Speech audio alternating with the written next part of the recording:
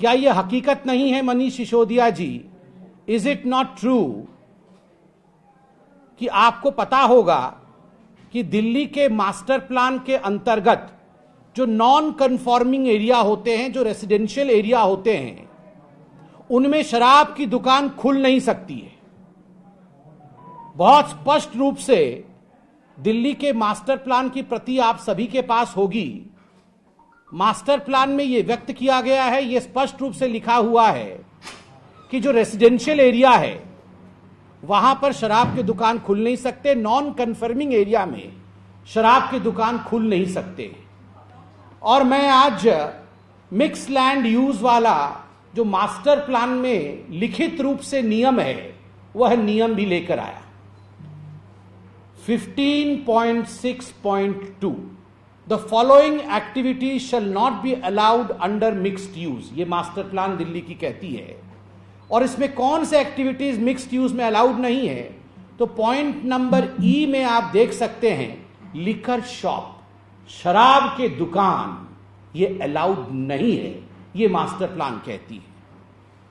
सिसोदिया जी, आपका ये आरोप था कि वो भारतीय जनता पार्टी के कौन लीडर थे जिनके कहने पर एलजी ने इस प्रकार के क्लॉज को हटाया।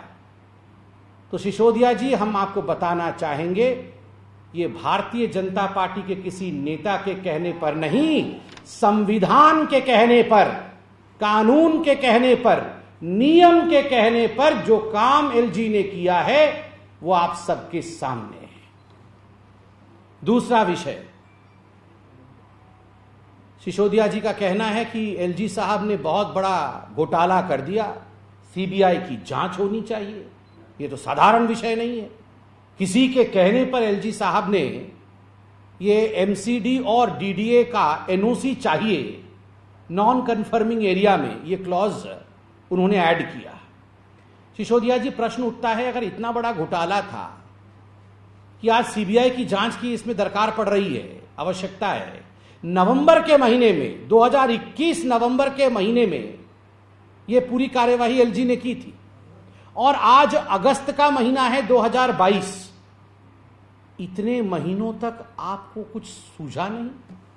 एक बार कोई पीसी किया हो, एक बार इस विषय को लेकर आपने विधानसभा में चर्चा की हो, एक बार इस विषय को लेकर आप जनता जनार्दन के सामने आए हो, तो आप बताइए, आज अचानक इतने महीनों के बाद, नवंबर से लेके आप अगस्त में जगे हैं, क्या कारण है? कारण एक ही है, मनीष सिसोदिया जी के पीछे और आम आदमी के पीछे जब सीबीआई, ईडी और इकोनॉमिक ऑफेंस विंग लगी, तो अचानक इनको याद आया कि अच्छा, अब ये पूरा मामला डाइवर्ट कैसे किया जाए, बलि का बकरा किसी और को कैसे बनाया जाए, तो एलजी को घसीट कर लेकर आओ। एलजी बेचारा प्रेस कॉन्फ्रेंस तो कर नहीं सकता है, वो तो पॉलिटिशियन नहीं है, तो एलजी के गर्दन के ऊपर चाकू छुरी चलाते हैं। यह हकीकत है कि नवंबर से आज तक ये बैठे हुए थे। मनीष सिसोदिया जी और अरविंद केजरीवाल जी ने क्या क्या गड़बड़ी की है इस पूरे न्यू एक्साइज पॉलिसी में, मैं आपको संक्षेप में बताना चाहूंगा। नंबर एक, जो मैन्युफैक्चरिंग कंपनी होती है वो रिटेल में अलाउड नहीं होती, मगर मैन्युफैक्चरिंग कंपनी को मनीष सिसोदिया जी ने रिटेल में अलाउड किया। दूसरा, जो ब्लैकलिस्टेड कंपनी होती है, वो ब्लैकलिस्टेड कंपनी भी, उनको ये ठेके खोलने की अनुमति नहीं होती। ब्लैकलिस्टेड कंपनी ना टेंडर दे सकते हैं ना ठेके खोल सकते हैं, मगर ब्लैकलिस्टेड कंपनियों ने ठेके खोले हुए हैं। तीसरा विषय, कार्टेल, ये कार्टेल जो मिली भगत होती है, ये कार्टेल भी टेंडर में अलाउड नहीं होता है, मगर यहां कार्टेल को भी मनीष सिसोदिया जी ने अलाउ किया।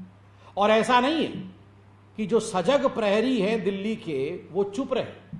कुछ जो सजग प्रहरी हैं, कुछ कार्यकर्ता हैं, उन्होंने एक्साइज कमिश्नर को इस विषय में, एक्साइज डिपार्टमेंट को इस विषय में चिट्ठी लिखा, और बदले में एक्साइज विभाग ने नवंबर 2021 को ही मनीष सिसोदिया जी को और आम आदमी पार्टी को यह सो कॉज नोटिस दिया। This is the show cause notice.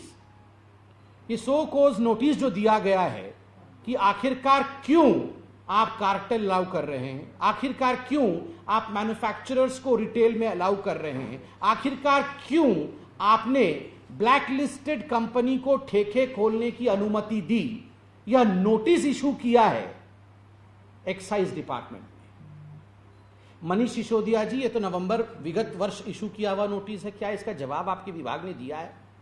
नहीं दिया है तो क्यों नहीं दिया है? दिया है तो आप इसके उत्तर को सार्वजनिक करिए, आप इसको पब्लिक डोमेन में डालिए कि इसका उत्तर क्या है। और बंधुगण, मुझे तो दुख के साथ कहना पड़ रहा है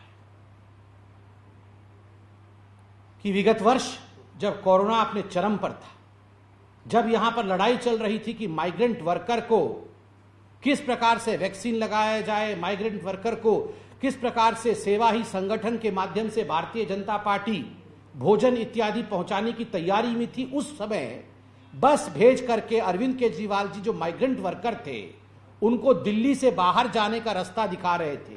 ठीक उसी समय मनीष सिसोदिया जी की विभाग और मनीष सिसोदिया जी स्वयं क्या कर रहे थे? महापाप कर रहे थे।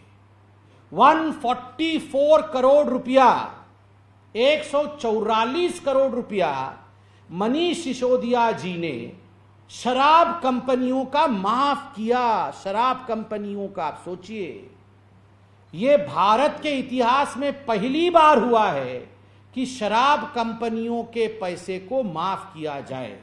पहली बार इस प्रकार से हुआ है। एक तो आप रेसिडेंशियल एरिया में, स्कूल के बगल में, धार्मिक क्षेत्रों के बगल में, मंदिर के बगल में, गुरुद्वारे के बगल में, मस्जिद के बगल में, बच्चों के रिहाई स्थान के बगल में, सोशल स्ट्रक्चर्स के पड़ोस में आपने नियम को ताक में रखकर, कानून को ताक में रखकर के आपने शराब की दुकान खोली। एलजी के ऑब्जेक्शन के बावजूद आपने पूरे दिल्ली के नॉन कन्फॉर्मिंग एरिया में शराब के ठेके खोल दिए। और तो और कोरोना के कार्यकाल में 144 करोड़ रुपया आपने बिना परमिशन के इन शराब की कंपनियों के ठेकों के माफ किए।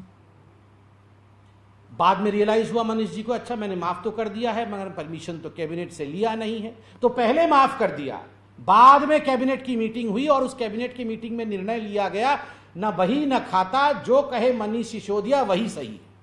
किसी चीज की आवश्यकता नहीं है, जो भी मनीष सिसोदिया जी कहेंगे वो सही है। इस प्रकार से पारित किया गया। मगर मनीष जी को भी रियलाइज हुआ कि यह तो गलत हो जाएगा, धरपकड़ तो होगी। फिर इसको भी, ये नोटिस भी कैंसिल करवाया, नहीं ये भी कैंसिल। सोचिए, गैर कानूनी काम करने से कहा जाता है ना, एक झूठ को छुपाने के लिए 100 झूठ बोलना पड़ता है और अंततोगत्वा पकड़े जाते हैं। ये 144 करोड़ रुपीस कैंसिल करा करके, माफ करा करके अंततोगत्वा आज पकड़े गए हैं। आज सीबीआई की जांच बैठी है, ईडी की जांच बैठी है। और मैं सवाल पूछता हूं, अभी पार्लियामेंट में सीना ठोक ठोक के संजय सिंह जी, उनके जो सांसद है, कह रहे थे बहुत फायदा होगा, हजारों हजार करोड़ रुपए के फायदे हो जाएंगे ये न्यू एक्साइज पॉलिसी से। ये तो अभी 10 दिन 15 दिन पहले बोल रहे थे। और तो और मनीष सिसोदिया जी ने खुद प्रेस कॉन्फ्रेंस करके कहा है, इसी वर्ष कहा है, 15-20 दिन पहले कहा है, हजारों हजार करोड़ रुपए का फायदा होगा। अरे जब नवंबर में एलजी ने आपके अनुसार इतना बड़ा घोटाला कर दिया और तभी आपको पता चल गया था कि सब कुछ खत्म हो गया है, एलजी साहब ने इस प्रकार से एक ऑर्डर पारित कर दिया है, तो 15 दिन पहले कैसे हजारों हजार करोड़ रुपए का फायदा हो रहा था? और जैसे ही सीबीआई आपके द्वार तक पहुंच गई तब सब घाटा हो गया। ये मनीष जी को और अरविंद केजरीवाल, असली किंगपिन तो अरविंद केजरीवाल ही है। अरविंद केजरीवाल जी को लगता है हम सब जो जनता है मूर्ख है और जो भी सच्चाई है हम देख नहीं पा रहे। सारी सच्चाई हमें दिख रही है। अब जब चोरी पकड़ी जाने वाली है, बिल्कुल द्वार तक सीबीआई पहुंच चुका है, तो स्वाभाविक रूप से ये किस प्रकार से ध्यान भटकाया जाए, बलि का बकरा किसे बनाया जाए, इसकी कवायद जो है वो दिल्ली सरकार कर रही है। अब मेरे साथ माननीय अध्यक्ष जी हैं दिल्ली प्रदेश के, मैं उनसे निवेदन करूंगा। और उससे पहले कि माननीय अध्यक्ष जी और बिदुड़ी जी बोले, एक बहुत ही इंक्रिमिनेटिंग वीडियो, इस वीडियो को आप सबने देखना चाहिए। मनीष सिसोदिया जी का सच इस वीडियो से मालूम पड़ेगा। मैं निवेदन करूंगा हमारी आईटी डिपार्टमेंट से कि वे इस वीडियो को चलाएं। 2 मिनट का वीडियो है, उसके बाद माननीय अध्यक्ष जी और माननीय बिदुड़ी जी आपको संबोधित करेंगे।